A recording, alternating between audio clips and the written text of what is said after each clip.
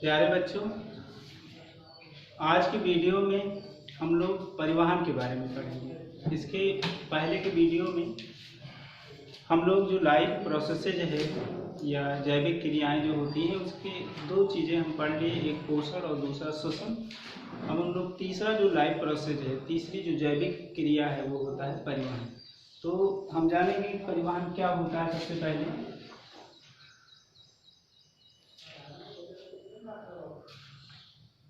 परिवहन का मतलब हम लोग जानेंगे। पहले जैसे होता क्या है कि अगर हम ऐसे जनरली जाने तो होता क्या है कि अगर हमें यहाँ से गोंडा जाना हो या किसी शहर जाना हो तो क्या होता है कि हमको कोई वाहन का यूज करना पड़ता है। हम बाइक से जा सकते हैं, कार से जा सकते हैं या कोई पब्लिक ट्रांसपोर्ट यूज करके, जैसे बस हो गया, तो उसके माध्यम से हम एक स्थान से दूसरे स्थान पर चले जाते हैं। तो वो प्रक्रिया क्या कहलाती है? एक स्थान से दूसरे स्थान पर जाना परिवहन होता है। लेकिन यहाँ पर हम लोग बायोलॉजी के केस में ये जानेंगे, जैसे क्या होता है कि जो हमारा जो शरीर है, कोई भी जीव जो शरीर होता है, ये पता है, आप सभी लोगों को पता है कि जो जीव शरीर है वह बहुत सारी कोशिकाओं से मिलकर बना हुआ होता है। अब यहाँ पर देखिए, पूरी बॉडी में कोशिका होती है और जो कोशिका होती है उसको बहुत सारी चीज़ों की ज़रूरत होती है। जैसे मैं ये बता दे रहा हूँ, ऑक्सीजन, कोशिका को जीवित रहने के लिए ऑक्सीजन की ज़रूरत होती है। और जो कोशिकाएं होती हैं वो श्वसन क्रिया करती हैं, फलस्वरूप कार्बन डाइऑक्साइड निकलता है जिसे शरीर से बाहर भी त्यागना होता है। इसके अलावा शरीर को बहुत सारे पोषक पदार्थों की, जितनी भी कोशिकाएं हैं सभी को पोषक पदार्थों की जरूरत होती है। तो इन पोषक पदार्थों को प्रत्येक कोशिका तक पहुंचाने के लिए जो पहुंचाया जाता है, जैसे मान लीजिए यहाँ फूड भोजन है तो भोजन को कहाँ, स्मॉल इंटेस्टाइन में पचेगा और फिर यहाँ से इधर की कोशिकाओं को भी वो जो पचे हुए भोजन यानी पोषक पदार्थ, इन कोशिकाओं को भी, मस्तिष्क की कोशिकाओं को भी, यहाँ की कोशिकाओं, सभी कोशिकाओं की इनकी जरूरत होती है। श्वसन क्रिया के लिए ऑक्सीजन की जरूरत होती है जो कि फेफड़े तक यहाँ पर ये वातावरण से पहुँचता है। तो यहाँ से हर जितने भी बॉडी सेल्स होती हैं, शरीर की जितनी कोशिकाएं होती हैं, वहाँ तक पहुँचाना होता है।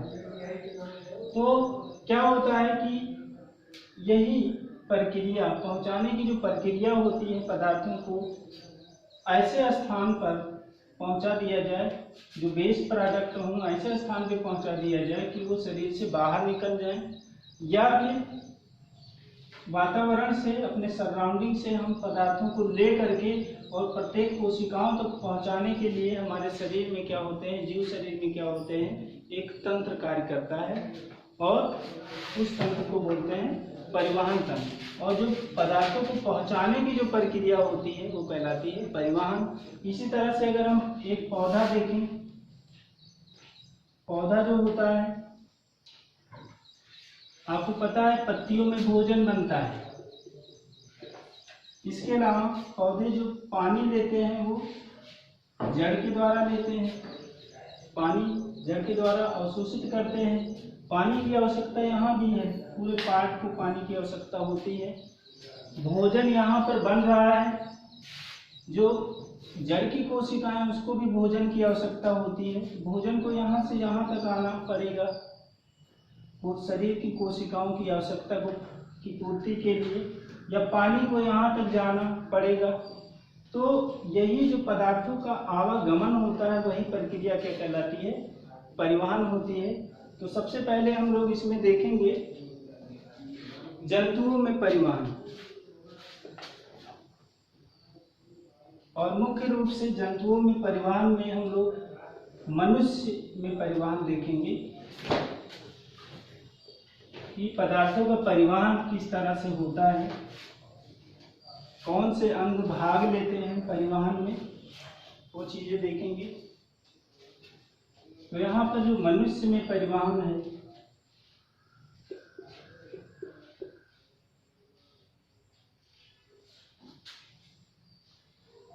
परिवहन। मनुष्य में परिवहन के लिए दो तंत्र होते हैं, दो तंत्र काम करते हैं, जिसमें से जो पहला तंत्र है वो होता है रुधिर परिसंचरण तंत्र। रुधिर परिसंचरण तंत्र या इसको बोलते हैं ब्लड सर्कुलेटरी सिस्टम।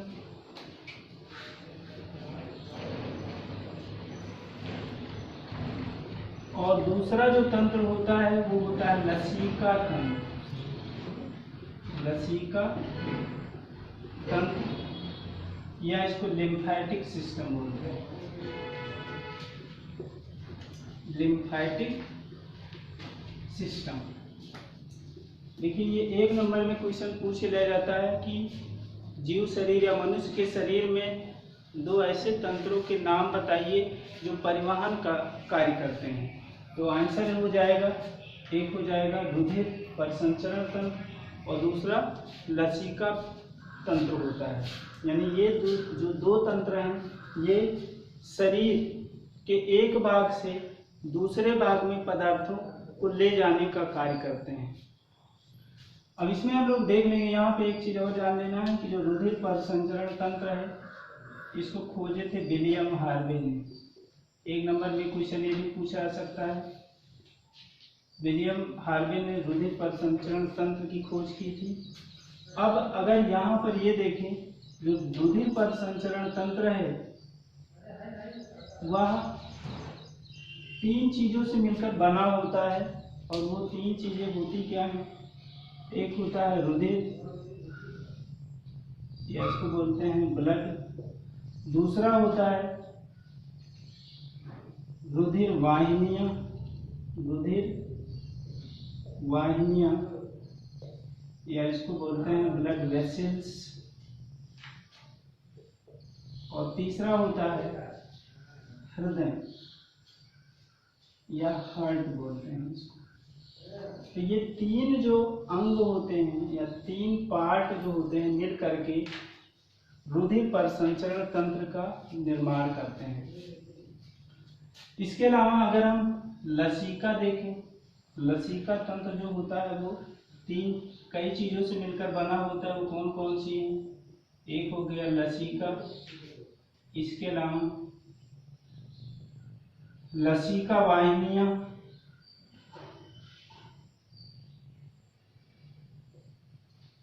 इसके अलावा लसिका गांठें,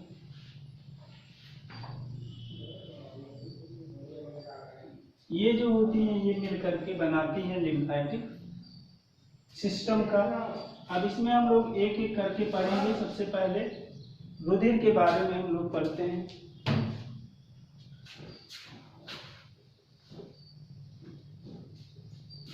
जो रुधिर होता है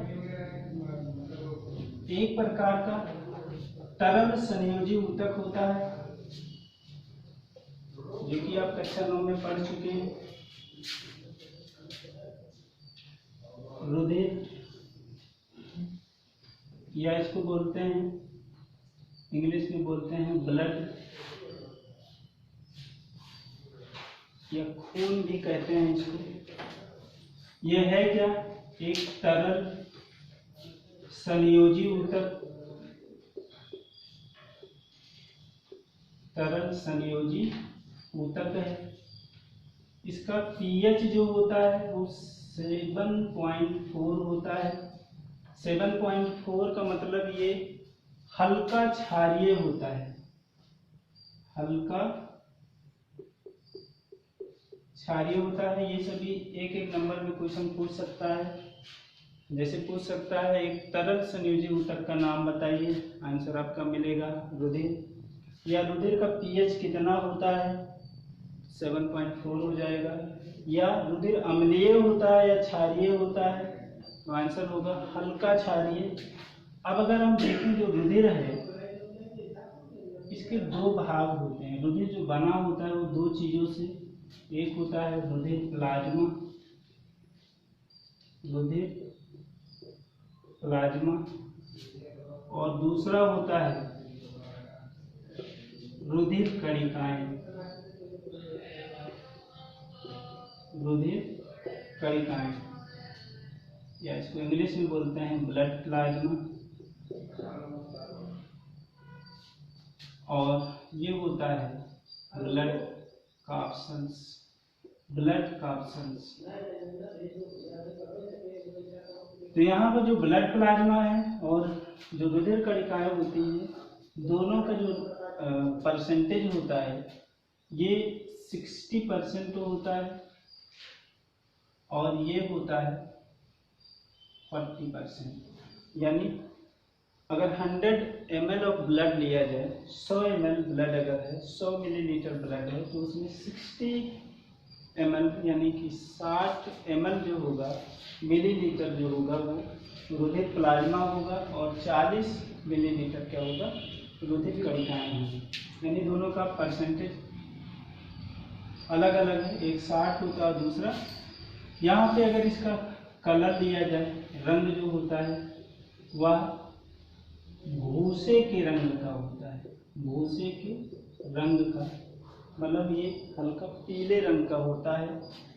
अब अगर इसका हम कंपोजिशन देखें, यानी कि जो रुधिर प्लाज्मा है वह भी कई चीज़ों से मिलकर बना हुआ होता है, जिसमें 90 से लेकर के 92% जल होता है।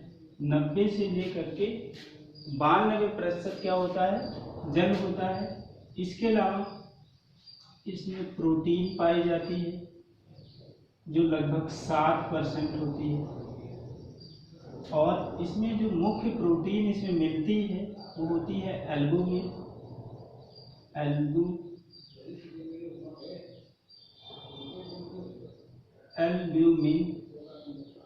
इसके अलावा ग्लोबुलिन्स,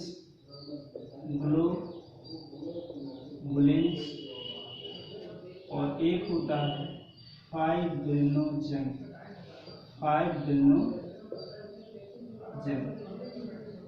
इसके अलावा कुछ इनऑर्गेनिक यानी अकार्बनिक पदार्थ भी मिलते हैं, बहुत ही कम मात्रा में अकार्बनिक पदार्थ होते हैं। इसके अलावा प्रतिजामक इसमें मिलता है, इसको इंग्लिश में एंटीकोगुलेंट बोलते हैं, एंटीकोगुलेंट। और कुछ यहाँ पर जो एंटीकोगुलेंट होता है वो होता है हिपैरिन, ये याद रखना है। इसका जो रोल होता है, इसका हिपैरिन का जो काम होता है, जैसे यहाँ पर आप थोड़ा सा समझिए, अगर आपका कोई भी बॉडी पार्ट्स कट जाए, थोड़ा सा सिंपल कट लगे, बहुत ही हल्का कट जाए, तो क्या होता है, तुरंत स्टार्ट हो जाता है ब्लीडिंग, खून का बहना शुरू हो जाता है। लेकिन कुछ समय के बाद क्या होता है, वहाँ पर एक क्लॉट फॉर्म हो जाता है, मतलब एक थक्का जम जाता है, और क्या होता है कि खून का जो बहाव होता है वो बंद हो जाता है। लेकिन जब तक ये हमारे बॉडी के अंदर फ्लो होता रहता है, हमारे शरीर में जो रुधिर वाहिनियाँ होती हैं उसमें जब तक रुधिर का बहाव होता रहता है तब तक वो जमता नहीं है। नहीं तो क्या हो कि रुधिर वाहिनियाँ ब्लॉक हो जाएं और उस आदमी की मृत्यु हो जाए।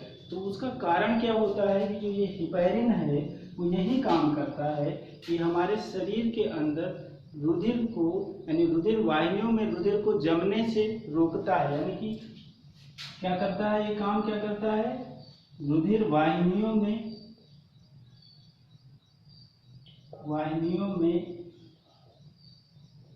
रुधिर को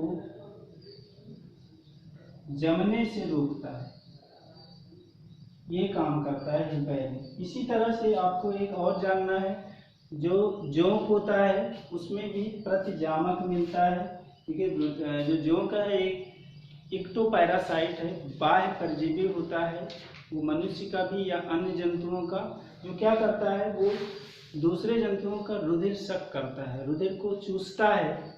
तो चूसने से पहले वो एक पदार्थ निकालता है जिससे खून जमने ना पाए, क्योंकि आपको पता है खून जो होता है जैसे ही बाहर वायु के संपर्क में आता है वो जमने लगता है। तो जो जोंक होता है एक पदार्थ का स्राव करता है जिसको बोलते हैं हीरोडिन, ये याद रखना है, हीरोडिन। ये भी क्या है, एक प्रतिजामक है जो जोंक में मिलता है, और इसका जो काम है, हिपैरिन का वही काम क्या होता है, हिरुडिन का भी होता है, यानी कि रुधिर मतलब रुधिर को जमने से रोकने का काम करता है। तो ये हो गया। इसके बाद में हम लोग देखेंगे जो रुधिर कणिकाएं 40% भाग बनाती हैं रुधिर का, वो 3 तरह की होती हैं। कौन कौन सी? एक होती है लाल रुधिर कणिका, लाल रुधिर कणिका, या इसको रेड ब्लड कॉर्पसेल्स बोलते हैं, शॉर्ट में इसको कहा जाता है RBC। दूसरा होता है श्वेत रुधिर कणिका, श्वेत रुधिर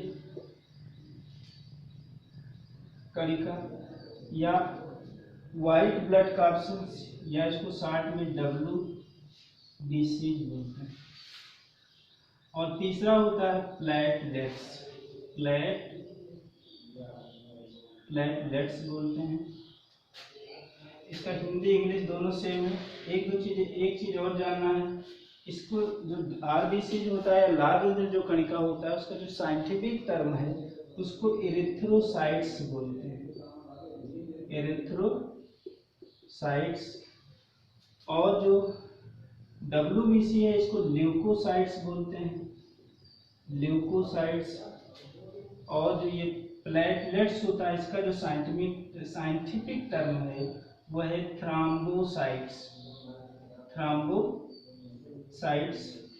और इसके बाद हम लोग अगले वीडियो में इसी का जो RBC, WBC और प्लेटलेट्स, इसको डिटेल में स्टडी करेंगे।